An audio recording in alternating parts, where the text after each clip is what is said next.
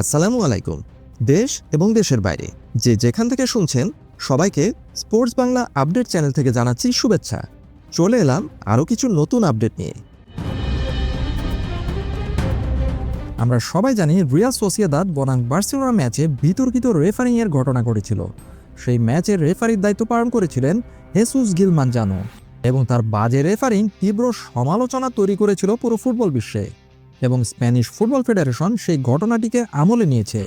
সেই হেসুস গিল মানজানোকে শাস্তি হিসেবে স্প্যানিশ ফুটবল ফেডারেশন কী করেছে সেটাই তুলে ধরছি বার্সা ভক্তদের জন্য। রিয়াল সোসিয়েদাদ বনাম বার্সেলোনা ম্যাচে বিতর্কিত রেফারিংয়ের কারণে হেসুস গিল মানজানোকে পরবর্তী এক সপ্তাহের জন্য বিশ্রামে রাখা হতে পারে। এটি স্প্যানিশ ফুটবল ফেডারেশন এবং লা লিগার একটি নতুন কৌশলের অংশ। এই নিয়ম অনুযায়ী কোনো রেফারি যদি মাঠে আশানুরূপ পারফরমেন্স করতে ব্যর্থ হন অথবা ক্রমাগত ভুল সিদ্ধান্ত দিয়ে থাকেন, তবে শাস্তিস্বরূপ তাকে সাময়িকভাবে ম্যাচ পরিচালনা থেকে দূরে রাখা হবে। স্প্যানিশ সংবাদ মাধ্যম মুন্ডো ডেপোর্টিভো এই পুরো খবরটি নিশ্চিত করেছে। এই পুরো বিষয়টি ফুটবল মাঠে রেফারির দায়বদ্ধতা এবং প্রযুক্তির ব্যবহার নিয়ে নতুন করে এক আলোচনার জন্ম দিয়েছে।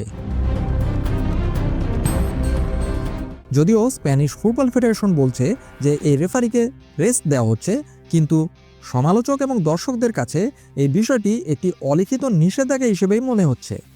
লা লিগা আনুষ্ঠানিকভাবে এটিকে বিশ্রাম বলেও ফুটবলের ভাষায় একে বলা হয় ফ্রিজ অথবা সাময়িক বরখাস্ত।